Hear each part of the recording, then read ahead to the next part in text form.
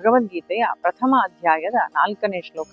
ಅತ್ರ ಶೂರ ಮಹೇಶ್ವಾಸ ಭೀಮಾರ್ಜುನ ಸಮಾಯುಧಿ ಯುಯುಧಾನೋ ವಿರಾಟಶ್ಚ ದ್ರುಪದಶ್ಚ ಮಹಾರಥಃ. ದುರ್ಯೋಧನ ದ್ರೋಣಾಚಾರ್ಯರ ಬಳಿಯಲ್ಲಿ ತನ್ನ ಮಾತನ್ನು ಮುಂದುವರೆಸ್ತಾ ಹೇಳ್ತಾ ಇದ್ದಾನೆ, ಪಾಂಡವರ ಪಕ್ಷದಲ್ಲಿ ಮಹಾಬಿಲ್ಲಾಳುಗಳಾದಂತಹ ಭೀಮ ಹಾಗೂ ಅರ್ಜುನನಿಗೆ ಸಮಾನರಾದಂತಹ ಶಕ್ತಿಶಾಲಿಗಳಾದಂತಹ ದ್ರುಪದ ರಾಜ, ಯುಯುಧಾನ ಹಾಗೂ ವಿರಾಟ ಇಂತಹ ಮಹಾರಥರಿದ್ದಾರೆ ಅಂತ ಹೇಳುವಂಥದ್ದು ಈ ಶ್ಲೋಕದ ಭಾವಾರ್ಥ. ದುರ್ಯೋಧನನ ಮನಸ್ಸಿನ ವಿಷಾದ ಮತ್ತಷ್ಟು ಹೆಚ್ಚಾಗ್ತಾ ಇದೆ.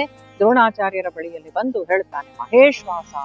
ಮಹೇಶ್ವಾಸ ಅಂತ ಹೇಳಿದ್ರೆ ಇಲ್ಲಿ ಇಶ್ವಾಸ ಅಂದ್ರೆ ಬಿಲ್ಲು ಅಂತ, ಮಹೇಶ್ವಾಸ ಅಂದ್ರೆ ಮಹಾಬಿಲ್ಲಾಳುಗಳಾದ ಭೀಮ ಹಾಗೂ ಅರ್ಜುನರಿಗೆ ಸಮಾನರಾದಂತಹ ಶಕ್ತಿಶಾಲಿಗಳಾದ ಯುಯುಧಾನನಿದ್ದಾನೆ ಅಂತ ಈ ಶ್ಲೋಕದಿಂದ ನಂತರ 17 ಜನ ಪಾಂಡವ ಪಕ್ಷದ ಪ್ರಮುಖರನ್ನು ದುರ್ಯೋಧನ ಹೇಳ್ತಾನೆ.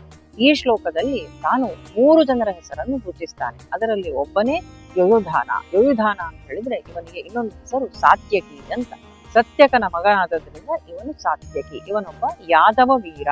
ಯಾವಾಗ ಭಗವಂತ ಶ್ರೀಕೃಷ್ಣ ತಾನು ಪಾಂಡವ ಪಕ್ಷಕ್ಕೆ ಸೇರಿದ್ನೋ ಆವಾಗ ದುರ್ಯೋಧನ ತಾನು ಬಲರಾಮನ ಬಳಿಗೆ ಹೋಗ್ತಾನೆ, ನೀವು ನಮ್ಮ ಪಕ್ಷಕ್ಕೆ ಬನ್ನಿ ಅಂತ ಹೇಳಿಕೊಳ್ಳಿ. ಯಾಕೆ ಅಂತ ಹೇಳಿದ್ರೆ ಈ ಬಲರಾಮ ದುರ್ಯೋಧನನಿಗೆ ಗದಾಯುದ್ಧವನ್ನು ಹೇಳಿಕೊಟ್ಟಂತಹ ಗುರು. ಹಾಗಾಗಿ ಕೌರವ ಪಕ್ಷಕ್ಕೆ ಆಮಂತ್ರಿಸ್ಲಿಕ್ಕೆ, ನಮ್ಮ ಪಕ್ಷಕ್ಕೆ ಸೇರಿಕೊಳ್ಳಿ ಅಂತ ಕರೀಲಿಕ್ಕೆ ಹೋಗಿದ್ದಾನೆ. ಆದ್ರೆ ಬಲರಾಮ ಹೇಳ್ತಾನೆ, ಇಲ್ಲ, ನಾನು ಯಾವುದೇ ಪಕ್ಷಕ್ಕೆ ಸೇರಿಕೊಳ್ಳುವುದಿಲ್ಲ, ನಾನು ಯುದ್ಧದಲ್ಲಿ ತಟಸ್ಥ, ಯಾದವರು ಸ್ವತಂತ್ರರು, ಯಾವ ಪಕ್ಷದಿಂದ ಬೇಕಾದ್ರೂ ಅವ್ರು ಹೋರಾಡಬಹುದು ಅಂತ.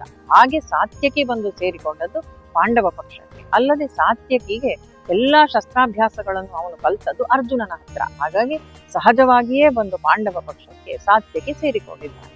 ಇನ್ನೊಬ್ಬ ಯೋಧ ಇಲ್ಲಿ ಇರುವಂತದ್ದು ವಿರಾಟ ರಾಜ.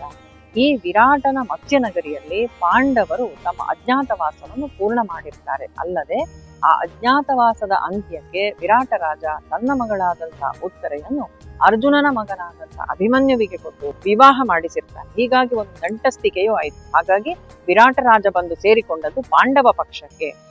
ಇನ್ನು ಒಬ್ಬ ಇರುವಂತದ್ದೇ ದ್ರುಪದ. ಈ ದ್ರುಪದ ವಯಸ್ಸಿನಲ್ಲಿ ಭೀಷ್ಮಾಚಾರ್ಯರಿಗೆ ಸಮಕಾಲೀನ. ದ್ರುಪದ ದ್ರೌಪದಿ ಹಾಗೂ ದೃಷ್ಟದ್ಯುಮ್ನರ ತಂದೆ. ಹಾಗಾಗಿ ಆತನೂ ಬಂದು ಪಾಂಡವ ಪಕ್ಷಕ್ಕೆ ಸೇರಿಕೊಂಡಿದ್ದಾನೆ. ಈ 3 ಜನರ ಹೆಸರನ್ನು ಹೇಳಿದ ದುರ್ಯೋಧನ. ಅಲ್ಲದೆ ಇವರಿಗೊಂದು ವಿಶೇಷಣವನ್ನು ಕೊಟ್ಟ. ಅದೇನು ಅಂದ್ರೆ ಮಹಾರಥರು ಅಂತ.